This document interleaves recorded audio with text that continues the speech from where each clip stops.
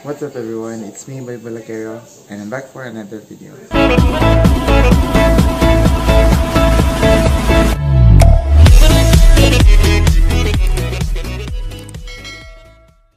So for today's video guys, ay bibihisan ko si San Bartolome in preparation for his fiesta. Bukas guys, ay kapistahan na ni San Bartolome, and yun mamaya-maya ay magkakaroon kami ng novena para sa kanyang 9th day novena. So guys, itong damit ni San Bartolome ay nabili ko rin. Ready-made siya.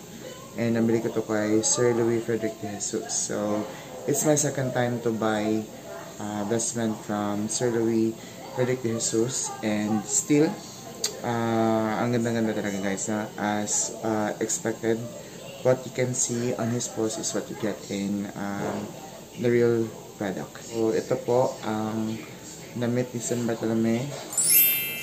Ayan siya guys. It's sold in affordable price. But maybe for the next Holy Week procession guys, ay bibili pa na ako ng damit para kay San Bartolome, kay Sir Louis. So, ayan guys, ipakita ko sa inyo. Ito ay made of soft velvet. Ayan, and then ito ang detalye niya guys, and may lace siya dito, detail, no? So it's sold guys for again a very affordable price. So ayan, ito yung first investment niya for this year. So, nakabili rin ako guys. And actually, I just bought this one Friday last week. And kinakabahan talaga ako guys. Akala ko na hindi talaga siya aabot sa kapistahan ni San Bartolome. So, good. Thank God ay umabot siya.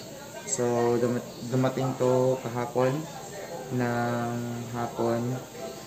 So, yan. Si mama yung nag-receive nito. So, ibihisan ko na sa San Bartolome guys dahil sa kanyang fiesta last night. So guys, una sa lahat ay before ko bibihisan sa San Bartolome ay since wala na akong match dito, wala na akong posporo, wala na akong pati yung torch namin guys, wala ng gas, so hindi ako makapag-light ng candle. Pero it's a must na kapag nabibihis kayo ng inyong mga poon, kailangan nyo munang mag-light ng candle at mag-alay ng konting dasal. And also, I'll be using these wet wipes, non-alcohol guys, para ipunan sa San Bartolome para linisan siya. So, ayan, pwede namang wet wipes guys, pero make sure yung hindi alcohol based na wet wipes kasi masisira yung internal ng poon. So, ayan, kukunin ko na sa San Bartolome. Ayan si San Bartolome guys, yung suot niya ngayon. Yan yung damit niya noong Easter Sunday pa. So, papalitan ko na siya para sa kanyang kapistahan bukas.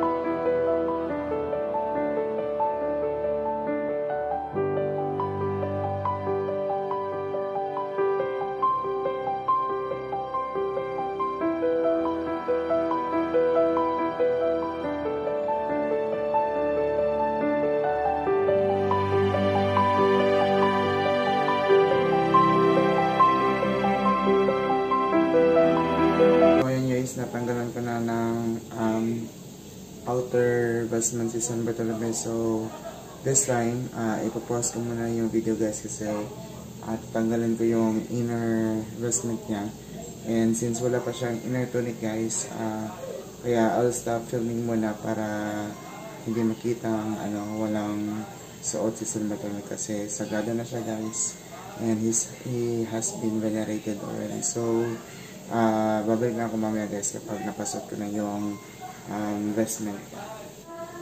So, ayun mga kabalakaros, napasok ko na kay San Bartolome yung bagong gamit niya pero hindi pa ako tapos guys. So, wala pa tong pins. So, lalagyan ko muna ng pins guys.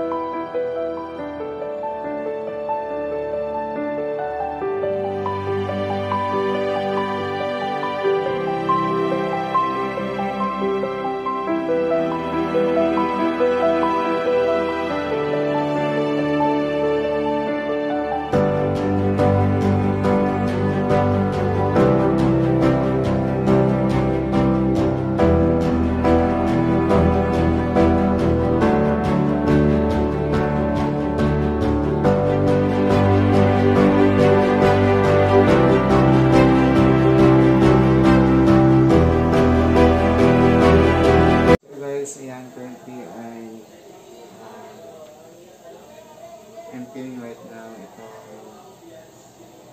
soft velvet is complete the investment or something to that. Malapit ako mag-focus guys.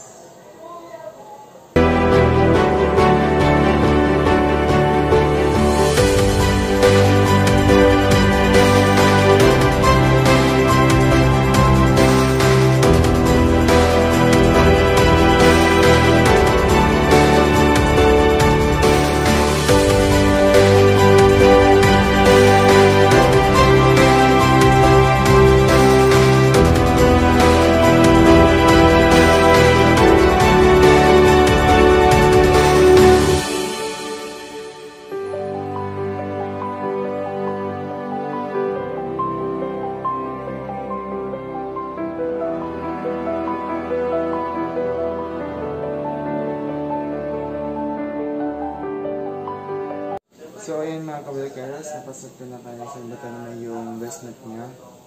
So this time yung mga iconography naman niya yung ilalagay ko sa kanya guys para tapos na ko sa paghahanda sa kanyang kapistahan para bukas.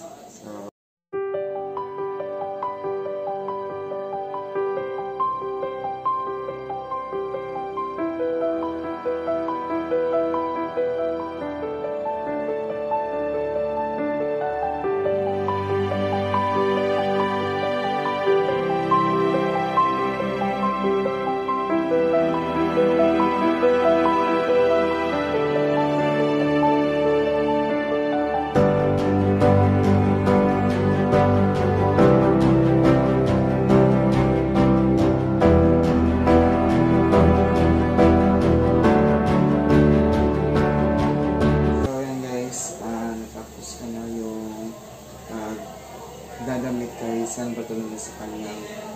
Fiesta Basement tomorrow may festival.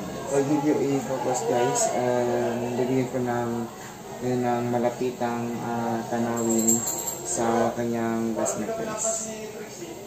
So, ito yung details ng damit ni San Bartolome guys. So, ayan. Yung iconography niya.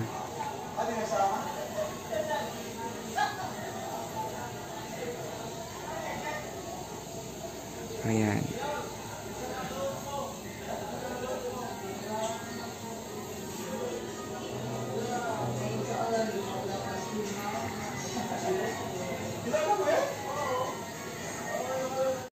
So, ayan na. Ilagay ko na yung payong ni San Bartolome guys. Ayan. So, that's his Fiesta Basement, mga kabalakeros. Ayan po.